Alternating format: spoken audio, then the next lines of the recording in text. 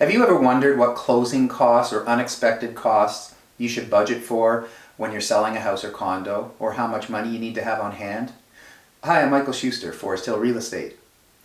The first thing that you need to think about in terms of closing costs are real estate commissions. The most obvious fee that sellers have to pay are the professional fees, aka commissions for the realtors. Now keep in mind that the seller pays both the listing agent and the buyer's agent. However, you aren't double billed.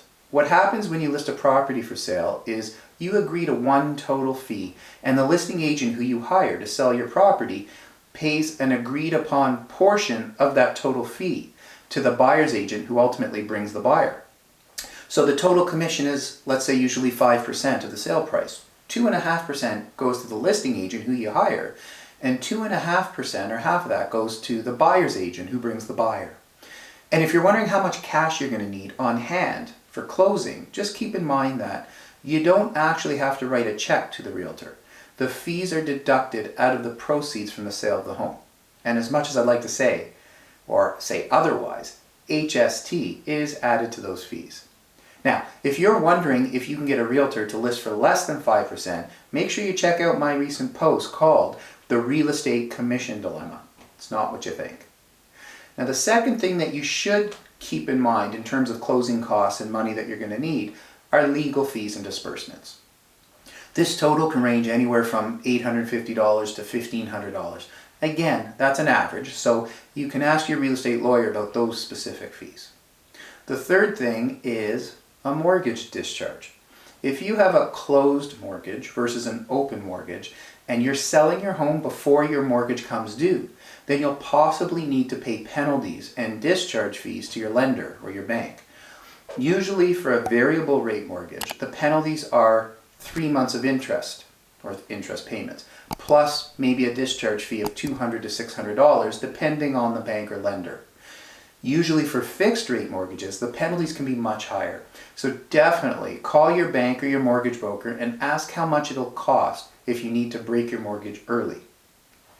Please keep in mind that if you're buying another property, then depending on who the lender is or the bank, you might be able to transfer your existing mortgage to a new property for a reduced or a smaller penalty or fee. Now, as a very important side note, I've seen many clients burned when they deal with the banks directly because the banks got them to sign a specific type of mortgage that didn't allow for reduced fees if they were porting their mortgage. And that's why I always recommend a highly knowledgeable, honest, and professional mortgage broker over dealing with the bank directly. And if you're wondering the difference between dealing with a mortgage broker versus dealing with your bank directly, make sure you check out my post called Mortgage Brokers versus Banks and What's the Difference, where I outline advantages and disadvantages and critical differences between dealing with a mortgage broker versus dealing with your bank directly. Oh hey, and if you want the name of the best mortgage broker, just let me know. I'm happy to share their name and their contact info with you. The fourth thing you have to think about and budget for are movers and moving fees. Some people try to save money by doing it themselves, but you might need to hire movers if you have a lot of heavy stuff or you need to complete the move quickly.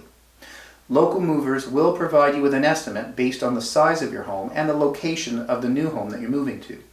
Based on a starter to a mid-sized property, moving fees can cost between $1,500 to $3,000 for professional movers. Obviously, more for the larger properties. The next thing you want to think about are personal preference costs. That's what I call them. Some people like to pay for doggy daycare or pet sitting for a few days during their move. Some people like to pay the post office to have their mail forwarded for a period of time from their old address to their new address.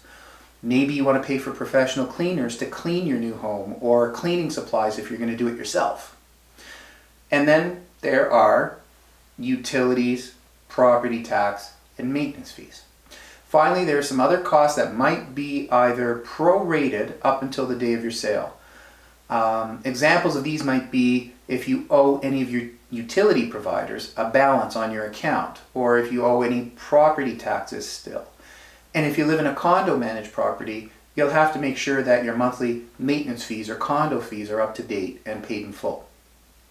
If you're thinking of selling a home and you want to talk more about how to do it safely and smoothly, I'm always happy to chat. And remember, when it comes to real estate or any other experience or process in life.